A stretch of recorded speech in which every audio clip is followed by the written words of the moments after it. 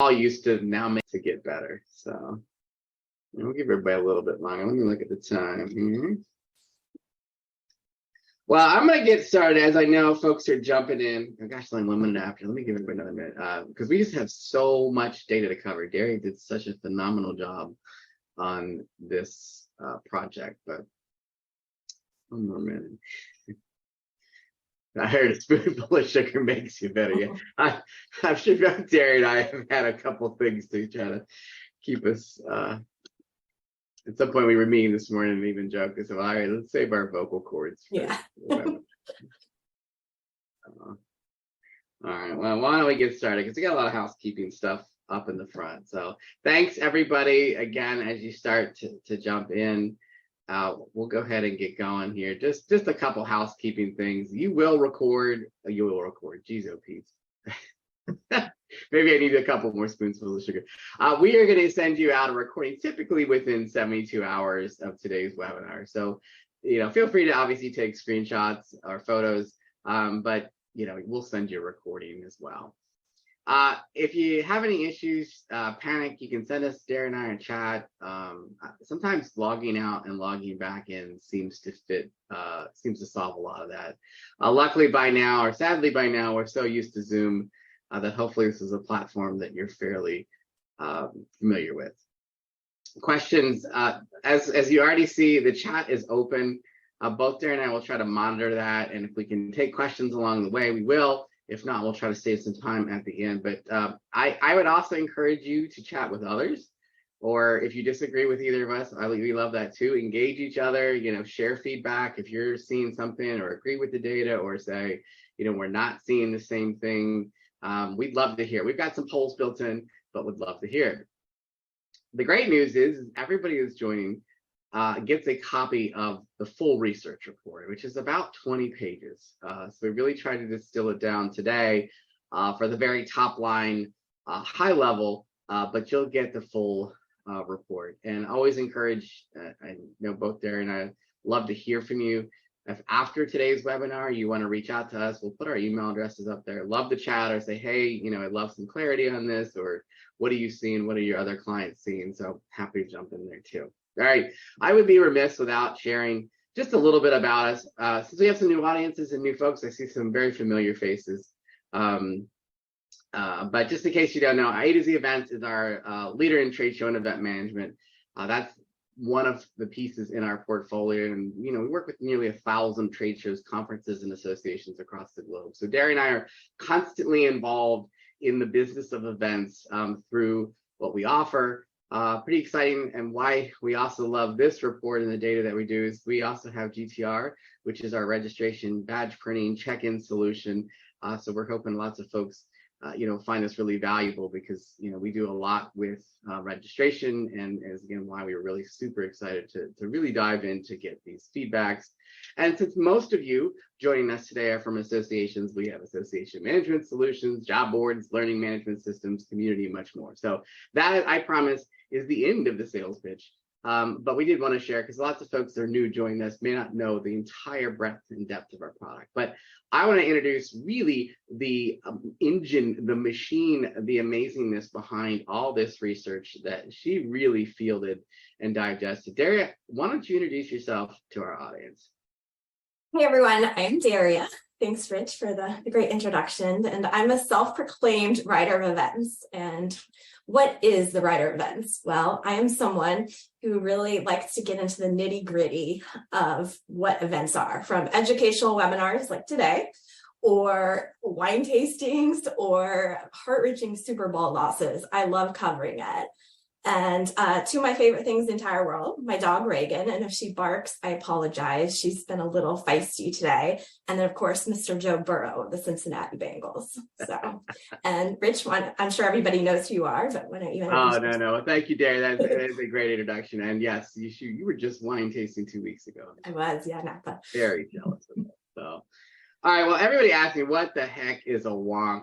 It is a person who likes to think or study something and spends a great time doing it. And just like Derry, that's what we get to do every day. That's the best part of our job, is research and understanding events and then sharing that with you. Urban Dictionary defines it as an expert in the field, typically someone who is fairly young and very intelligent. So if my hairline and my waistline don't give away, I'm not young and I'm far from very intelligent. So I typically stick with the Cambridge Dictionary definition. Just like Daria, I got a pawed friend who tends to bark. He is pretty much knocked out sleeping today, but that's Jack. He's Chief Sparks during webinars. He tends to want to eat the Amazon delivery guy. And that's my daughter, Sydney. Because camp is a half day today, she may also be here or remind me that my jokes are awful. So they're only probably doubly worse, as I mentioned, for those of you who joined us late. Dare and I are both not feeling well today. So apologies in advance for our less than peppy selves. So we would love if you don't already are connected with us. Oops, sorry, I'm going too fast here.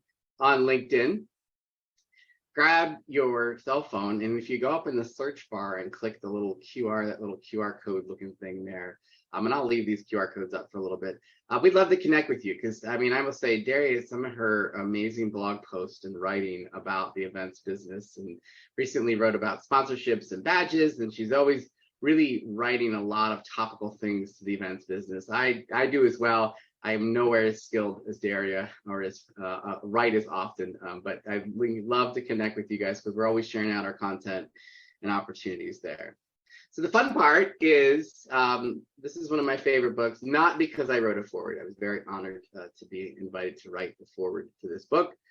And as I joke, this was before ChatGPT came out, so I had to actually learn how to write a legitimate foreword, which Google did a great job, but I wrote that by hand, not actually by ChatGPT. But we're going to give a couple giveaways today, a couple of copies of these books, so stay engaged, and we'll randomly select some folks that answer questions or stay engaged in chat, because we'd love to send this book out to you. It really does sort of cover a lot of good advice for anyone in the events business, from new or old.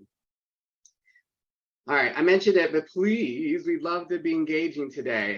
Both Daria and I, again, don't want to just talk at you. We want to talk with you. We want you to talk to us. We want you to talk to each other. So that's what the chat feature is for. So feel free to chat each other and chat us, because we'll be following that as well. So, all right, final kind of like before we kick it off and I turn it over to Daria, I'm a little worried that like 2023 and 2024 is going to be the hangover, because 2022 we were like back, and events suddenly came back and people were willing to do that, and I'm worried now, how do we keep that excitement going? Don't dump the Gatorade yet, right? This is while it feels like there's a lot of data showing events are back to pre-pandemic levels for some associations and organizations, some are still in the 60-70% range. But now we have to keep that excitement going. So that was part of why we continually do research projects to understand exhibitors and sponsors and registration and things that are impacting what you do on a daily basis. So I'm going to actually turn it over to Daria to talk about the study that she led. Thank you, Rich. So yes, this was a fun one. Some of you may went to our webinar earlier this year, which we did a research report on exhibitor data. Well, we wanted to switch gears a little bit and go into event registration, and we're really glad we did. So a little background about it. We surveyed 302 event professionals in June of 2023, all of whom handled registration for at least one event. Whopping 86% of these professionals only handle in-person events, and 66% of them manage registration for 5 or more events. It's interesting to note that these respondents came from a wide range of industries. So whether it's a tech conference or a charity fundraiser, it seems like the majority of event professionals are prioritizing in-person events. Now on to a poll question. Let me launch the poll here. Okay, the poll question is coming up. Can everyone see it?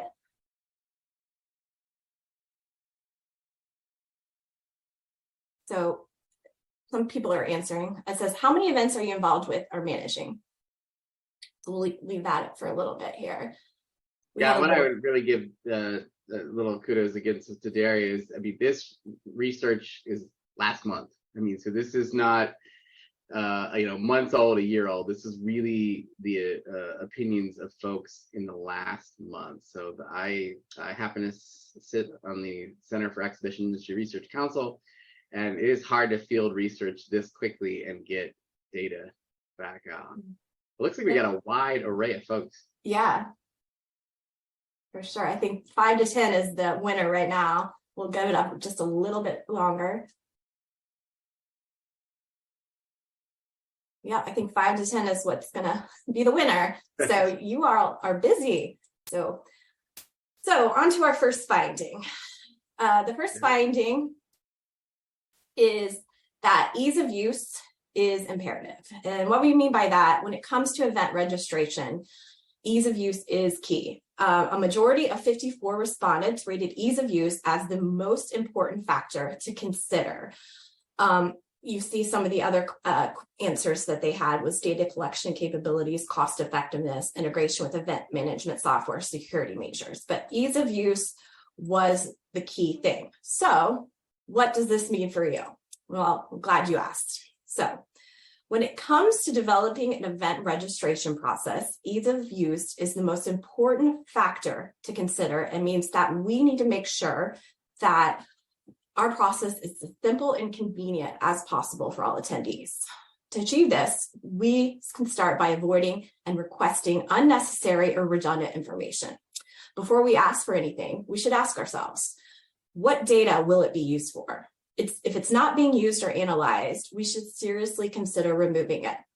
This will streamline our process and make it easier for our attendees to register. Next, we need to use event tech that is specifically designed for event registration. Online form collectors might be great for other industries, but it's not going to cut it in ours. By using technology that is purpose-built for event registration, we can make the process seamless and easy for attendees. Finally, we need to constantly test and iterate. We need to ask ourselves, can we simplify the process even further? Is there any other way we can make registration easier for our attendees? By constantly seeking those opportunities to improve, we can ensure that our process is always as user-friendly as possible. So basically, in a nutshell, if we want to create an easily seam of use process, we need to prioritize it, making it as easy as possible. So keeping our process simple, tailoring our technology to our industry, and constantly seeking to improve, we can ensure that our attendees and everyone involved will have a smooth and seamless registration process. Yeah, you're going to see some more data about this, but you are correct, Daria. But this ultimately led us to number 2.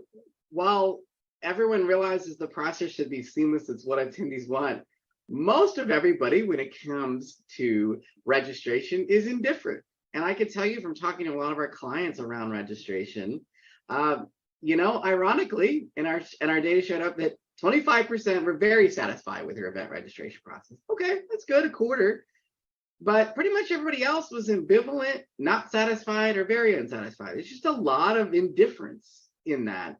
And I guess what sort of struck Daria and I is when we looked at this data is, this is such a critical step in your process. Why is this not a bigger priority? Why are we not prioritizing this in organizations?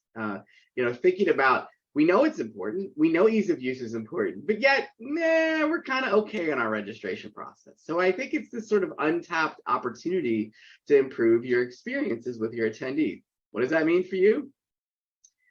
Well, first and foremost, audit your registration journey for your primary audiences. And I love my mother, and I use her as an example a lot of times, but could my mother register? And I'll tell you, I register with a lot of our clients, and I go through their process. And sometimes I'm like, I'm in the events business, and I don't know how to get through the journey, where there's 1,000 different options, or there's just too much information that I sometimes find that I know we love to collect that information, but I know most folks aren't actually using it. So sometimes you got to gather that feedback from your users. What are they expecting to get in the registration process? I've seen a lot of things evolve. Even questions about pronouns and questions around, dietary needs, and those are types of things that, they're important to collect. But then think about, as you add more and more questions, can some come off? What's really relevant? What are you really going to analyze? and then understand, when a problem arises, because a lot of the data that we saw was that's what frustrates attendees. That's what frustrates event organizers, is when things go wrong. So making sure, like, what happens when it goes wrong through the registration process, and that's during reg and then even on site. All right, Derry, what do we find about what's important when it comes to promotion? Because lots of folks are saying, how in the world should I promote? Yes, this was one that actually surprises a little bit. And before I get into what the number one answer was, I'm going to launch another poll, because I'm curious. Well, Rich and I are both curious on how you market your events and your event registration. So let me get that up for us. Sorry, sometimes I have some technical difficulties. Okay, maybe I shared that one. Okay, the next one.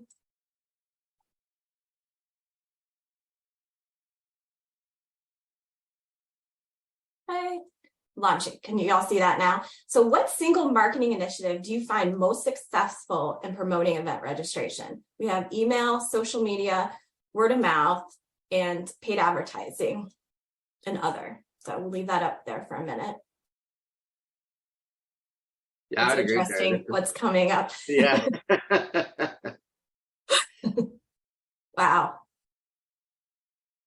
Wow. Okay. Yeah.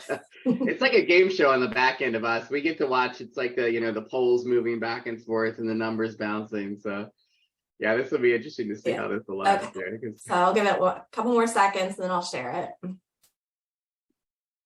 Okay. So here we go. Share the results. So the overwhelming answer is email, which makes sense, right? Well, the average person receives 121 emails per day. And to put that number into perspective, let's consider that equates to 9,000 to 15,000 emails per year. I used to be part of the problem. I was in email marketing for 10 years. And we would spam the heck out of people. I worked for an association and we sent 60 million emails during. Can you say that really one more time? How many emails, Daria? 60 million. Yeah, that's not a typo. So I understand, after being in that industry for 10 years, how sensitive people have come to, everything is noise now. And reading 9,000 to 15,000 emails a year for the average office worker, that's a monumental amount of messages to sort through, to read and respond to. And it's no wonder that email overload has become such a prominent issue. Going to the results, social media advertising out of the 302 people was the number one way. And from that, we can see that that is an effective method for promoting event registrations. It's a significant percentage, and it tells us that, event professionals need to ensure that they're utilizing social media effectively to attract attendees. However, we can't discount email, and as 80% of you said, that's what you use. But it's important to know, though, that email fatigue is a real issue, and we need to navigate that, and it's not going away. I think if we did this a year from now, that 121 would be 130. I don't see that number going down, because people are able to communicate quickly and cheaply, and we have to be creative in how we market to people. So what does this mean for you? In today's digital age, it's important to really cut through that noise and connect with your audience on a personal level. You need to personalize email content to individual preferences so you can create a stronger connection between the recipient and your event brand. Additionally, segmentation and personalization can also be applied to other marketing channels, further increasing the effectiveness of campaigns. By utilizing really all the tools at your disposal, you can drive more registrations, increase engagement, and create a memorable event experience for your attendees. But however, with email fatigue becoming a common and more common challenge, multi-channel marketing is essential for reaching your audience. This includes social media advertising, email marketing, word of mouth. Word of mouth, I can't say enough about word of mouth. I think that is honestly the most genuine marketing you can ever do, and paid advertising. By utilizing these channels, you can reach your audience on multiple platforms and increase the likelihood of event registration conversion. So on to our next finding. Yeah, so what was like interesting was understanding that protecting attendees the data is becoming a top priority. 66% reported secured online registration helped ensure this. And so while I thought that was positive, I wondered, what are the other folks doing in terms of securing their data? Because again, as Derry mentioned, I mean, we've all done it. We've kept, registration in a jot form or email or Excel, and not really thinking about that data. So, we asked them, how are people taking care of it? And so 66% use online reg software. This was interesting. 51% are limiting access to attendee data to authorized personnel only. And this is something too that I don't think we think about, that attendee data has a lot of personal identifiable information, PII. And we probably think of that reg list as just something that, many years we just would forward on to exhibitors or, share with people. But that's problematic, more and more. Obviously, monitoring for breaches, encrypting attendee data. This is going to be a growing area because, what does this mean for you? I think a lot of ways security is becoming a bigger issue. I always say it's not an issue till it's an issue, but don't let it happen. And why I say that is that, obviously, we heard a lot about GDPR and we haven't heard a ton of fallout, but it's still there and it exists. But we hear more and more about data breaches. We still hear more and more about, all kinds of list sharing and information like that. So it's really incumbent to you to think about how you access and keep that data secure from your attendees, because I would say more and more attendees are saying, look, I don't want my information shared, or I want you to be cognizant and protective of that data. Because honestly, I don't think most of us think of it like this. If you've ever been involved in event acquisitions or things like that, your registration data or event data is one of your most valuable assets. That's your whole client base in a lot of ways. Now, if you're an association, obviously, it's sort of like your member database. I bet you your member database you take really careful of, but we tend to not think about our attendee and reg data as just as critical. So don't lose control of your attendee data, especially again in this environment and competitiveness that is your customer list. All right, Derek, obvious one, but this seems to be a big one. Yeah, it definitely is. So when we surveyed the respondents on the most challenging aspect of event registration, a majority of the respondents identified dealing with technical issues and glitches as the number one challenge. Out of the participants, 34% reported grappling with technical difficulties during the entire process. You can also see some of the other challenges on this slide. So what does this mean for you? So reviewing the data, it has become clear that the biggest challenge people face is dealing with the glitches and the technical issues. As we all know, this can be quite frustrating. I mean, I even had some issues with my own poll here. But what does that mean for us? Firstly, we need to understand that the cheap comes out expensive. In other words, investing in cheap and unreliable registration systems may end up being more costly in the long run, particularly when it comes to the repercussions of technical glitches.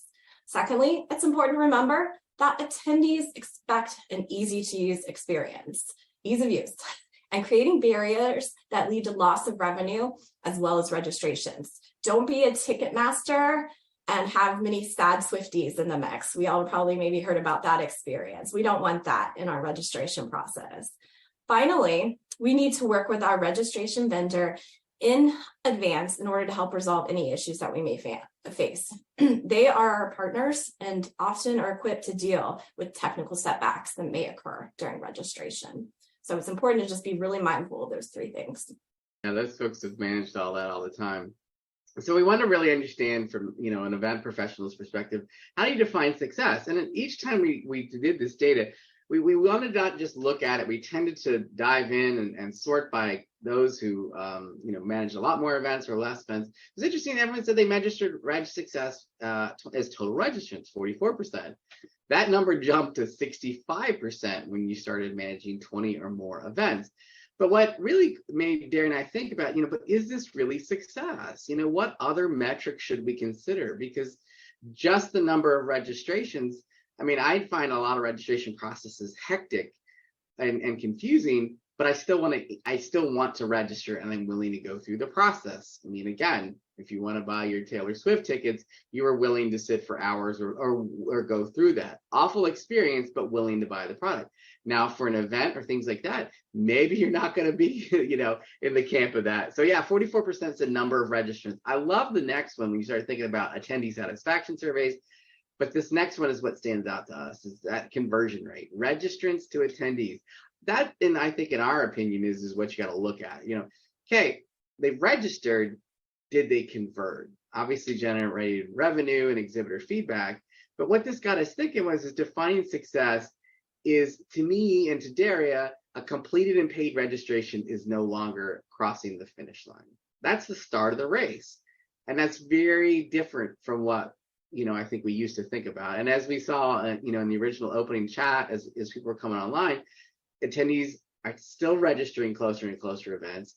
So those that do, you got to keep them engaged. You got to make sure that you're keeping them excited to come to your event, because registration does not necessarily equal success anymore. We talked about surveys. Survey fatigue is real, but asking for that feedback potentially months after the process. I know we all have the post-event survey, and then we ask one question, how was the registration process? But thinking about how far back from when I actually registered to where I'm actually getting the survey, thinking about some of that feedback earlier on around how was the registration process. It could be a very quick, simple survey, but that's the type of thing that is going to give you information to improve your process. And this is the one I think about. I talk a lot about velocity. What are the barriers to complete your registration process? Is there a piece of information that will require them to go to someone? Brainstorm these and reduce them if possible. I find it even on a lot of times in the exhibitor and sponsor, I know we love to collect a logo or something in the process because we're like, oh, great, we've already got it. But I find sometimes people sign up and okay, what logo should I send? I don't know what a .eps is or a .jpeg or .png. I'm going to have to get one approved by marketing. And I stop the process. On the attendee side, is there a piece of information that I just would not have readily available? Now I have to go somewhere else. That stops the process. So thinking about what are those barriers and reducing those as much as you can. Again, velocity. Well, we hear a lot about this in the events business area, but what came up about sustainability? Because I think this was not a surprise, but I think something that now folks are thinking about. Yeah. So we were, as you mentioned, interested in hearing the respondents' thoughts on sustainability. And according to this survey, only 51% of event organizers are printing badges on site to reduce waste. While this is a positive step, in our opinion, it's not enough. Younger audiences in particular are becoming increasingly conscious of the footprint, the carbon footprint, and expecting more from event professionals. Another factor is the type of material used for badges. Only 31% of survey respondents said that they are using recycled paper or biodegradable plastic materials. That means that a large percentage of badges are still being printed on non-recyclable or non-biodegradable materials, which will ultimately end up in a landfill. It's important, I think, for all of us to take a more proactive approach towards sustainability and implement those practices that will help reduce and minimize the environmental impact.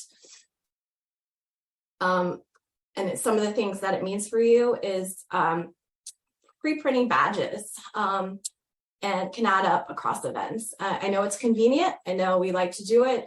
We like to check that box and make sure everything's, taken care of, but it really does add up. And a lot of times there's mistakes and you have to reprint. And I know, one badge won't be a lot, but it really does add up. Some other things that you can do is use eco-friendly materials and badge recycling to reduce your impact.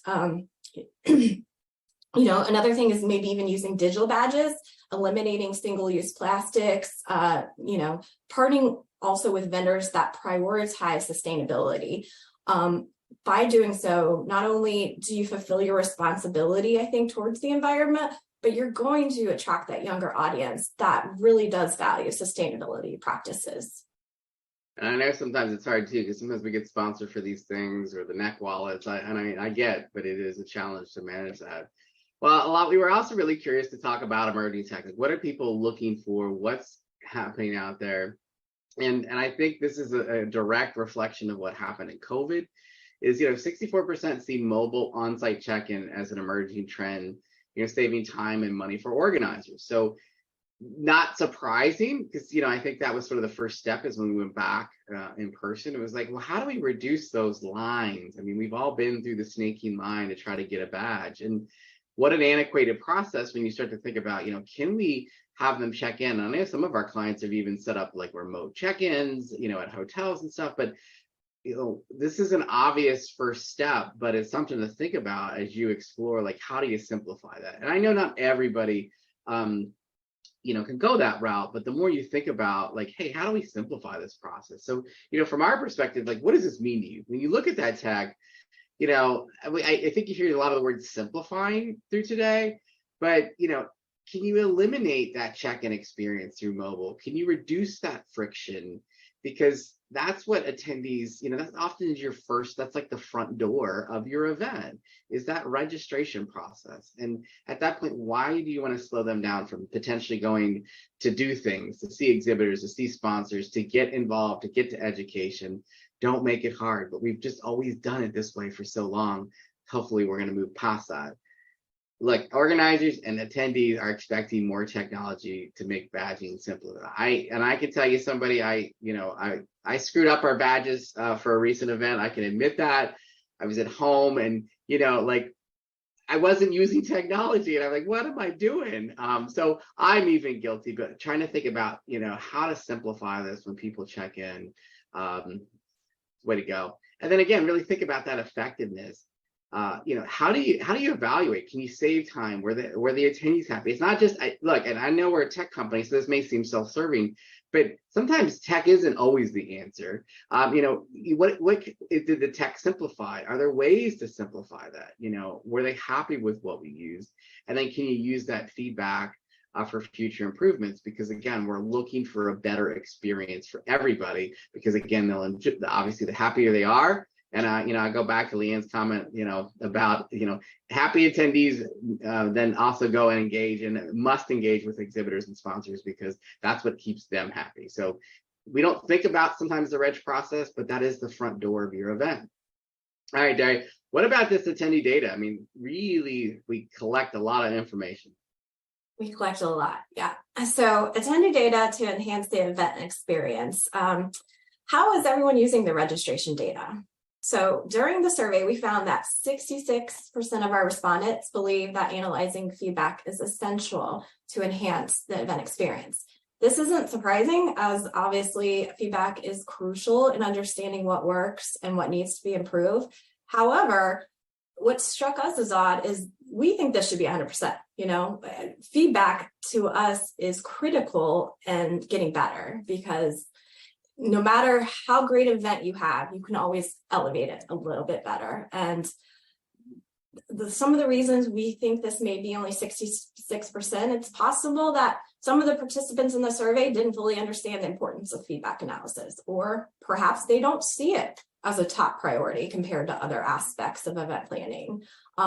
Either way, it's important to educate our audience on the benefits of feedback and how it can lead to more effective events in the future.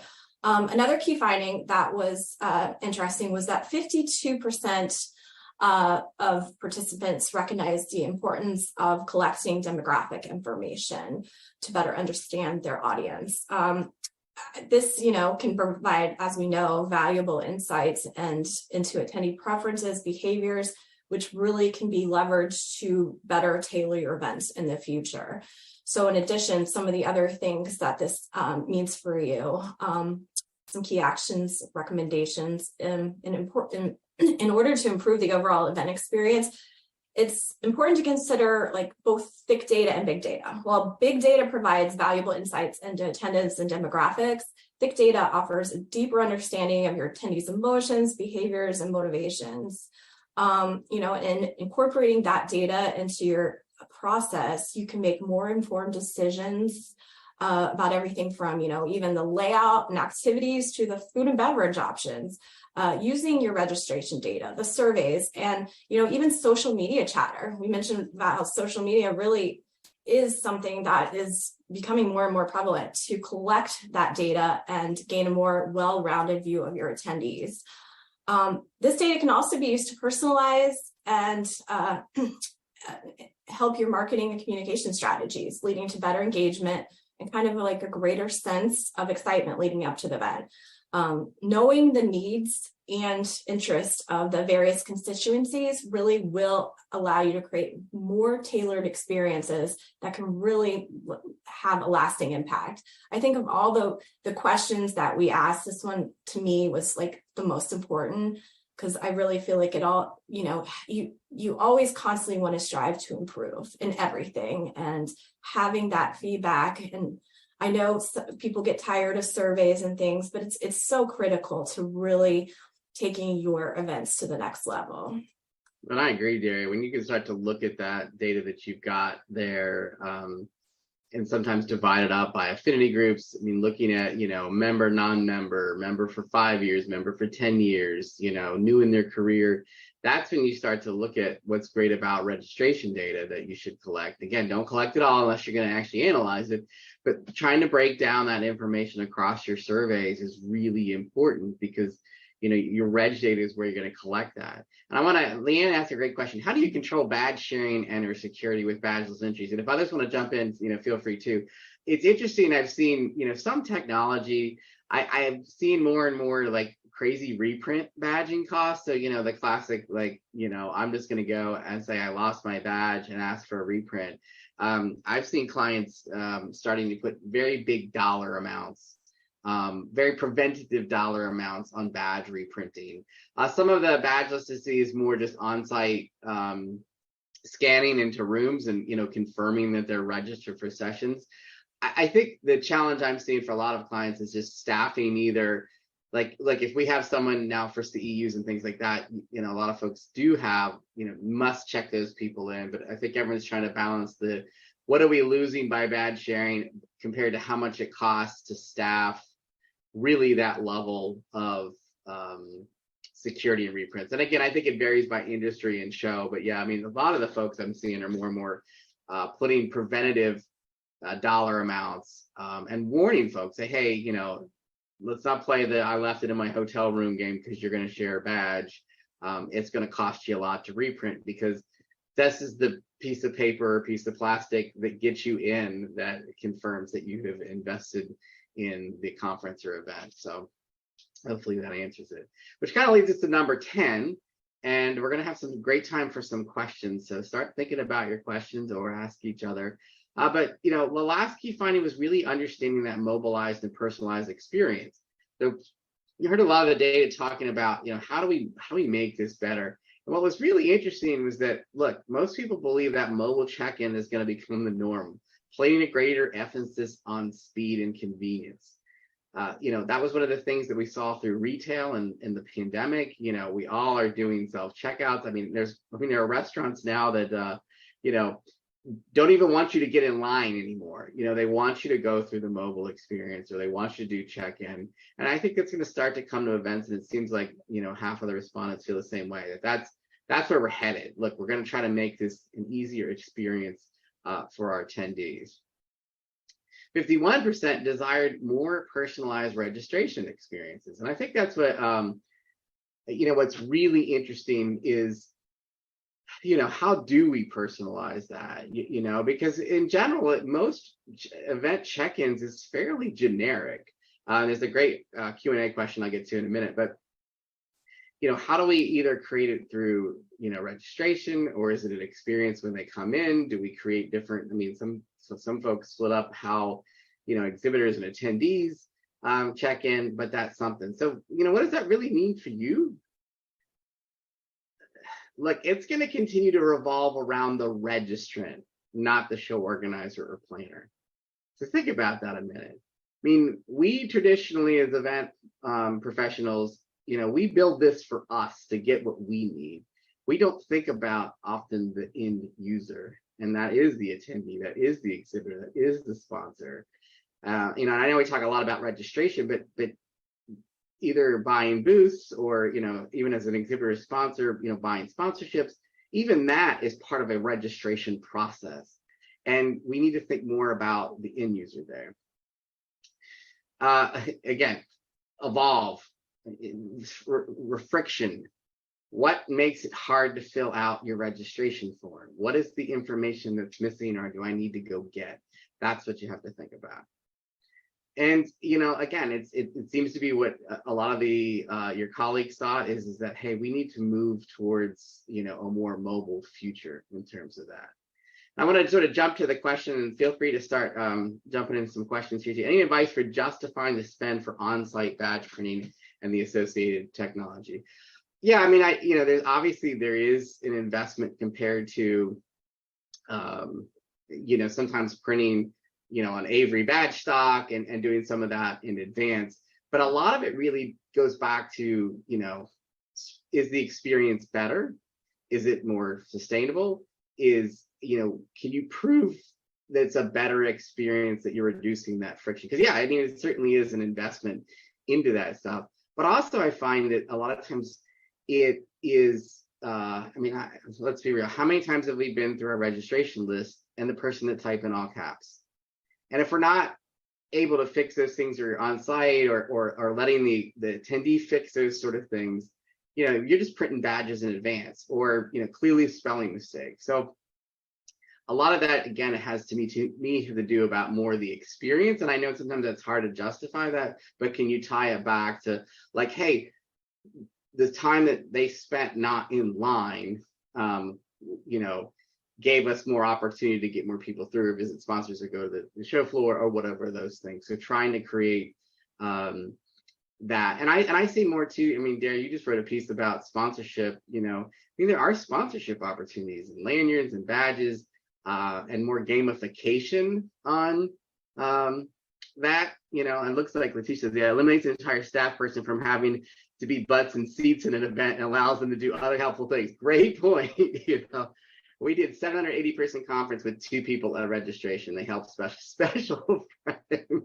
Yes, that's a great way. It's a great point. Yeah, I hadn't thought about it really from the staffing side, but you know, those are the types of things that, I mean, yeah, I mean, look at those reg tables we used to build and so many people. That's a great point, Letitia. Yeah, anybody else have some advice on there or other questions? Because we've got some time for some questions here.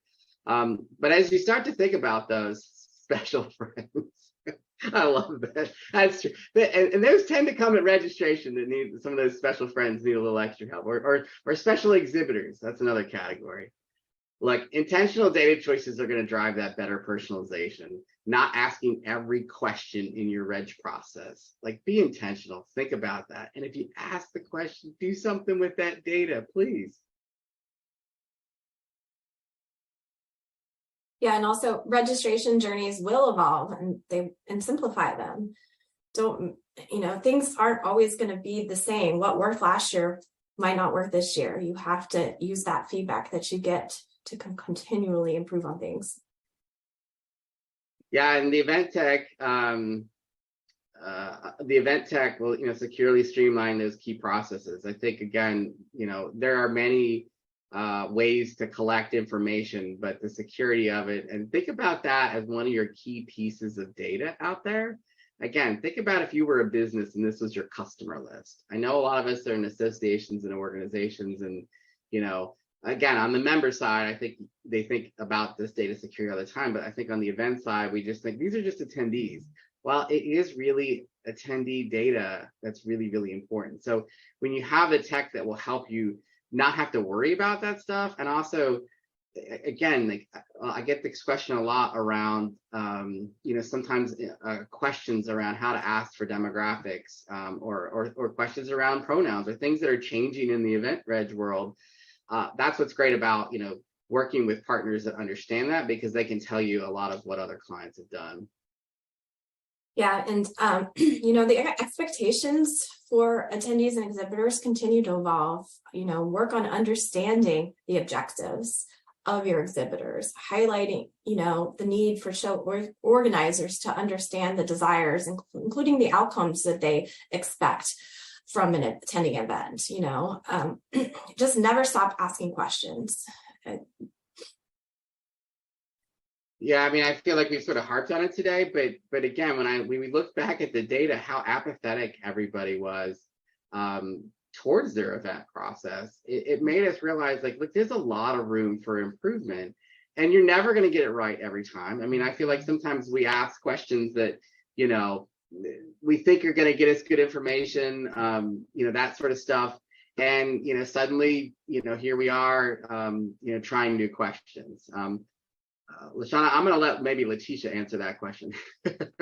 But anyhow, as we start to wrap up, like I said, we've left a couple minutes for extra questions, and we want to be respectful of your time. But this year, we really talked about the Event Zero because, you know what, you all do this every day. You create these unforgettable experiences with confidence and finesse, and it's not easy. There's a reason the events profession is in the top 10 most stressful jobs out there, because again, when those special friends, I'm gonna keep that one in my dialogue, show up to registration, or when there's problems, or when badges aren't available, or those sort of things, you all make it look like a seamless process. Well, Daria, when's our next webinar? We just did exhibitor data, we just did registration. What's coming up next? Yeah. That's a good question. And we are constantly wanting to hear from you guys on what you want us to cover, whether it be from our blogs to our webinars. We'd love, we take that feedback seriously. And not only do we take it seriously, we implement it. We want to write content and produce content that is going to be useful and relevant to our audiences. So the next webinar could be next month. If there's a good topic that you guys want to hear, we can do it. But we want it to be very audience focused. We want our audiences to kind of spearhead what we talk about. Yeah, and if you've seen this and you're interested, our last webinar, our last research project was around exhibitors and sponsors, and the data was really, really interesting. So, I really encourage you to follow back up that. We'll take some more questions. Obviously, LaShawna, I'll give you two. I mean, we love GTR. Obviously, it's one of our products, but it's something that you should definitely consider. During COVID, we really ramped back up and thought about the post-COVID world, and that's why I certainly love it. Another thing, if you're thinking about as you're getting ready to type your questions, we love to recognize people in the business that are doing cool things. We actually have our A to Z awards. If you know somebody, we've had all kinds of people that run events, from churches to trade shows to you name it. Nominate a friend. We love to recognize them with information and an award. Because again, we love to recognize folks. So we also have on our site all the information that Daria writes, and blogs and resource guides. Are we working on something, a really cool big guide? Maybe we'll give a preview of, Daria. Yeah, we're doing the ultimate bundle for the Event Hero. So it's going to have everything you possibly could ever want for guidance on everything from conference room call for papers, event registration. It's a little bit sneak peek, but it's going to be big. All right, well, we are happy to stay on for questions. We'll take at this point. Otherwise, we really appreciate, like I said, this is just a high level view of the 20-page report and what hopefully have given you some insights. I put both of our emails up there. Please write us. I mean, if you don't put in a question today, and I know oftentimes it's hard to think about a questions on the spot, but write us, send in your questions, but happy to send some questions. Otherwise, we'll let folks, there's another. Any chance for webinar blogs on improving marketing event websites? You may have these already available. I'll answer the best. I'll ask everybody. This will be a great poll question.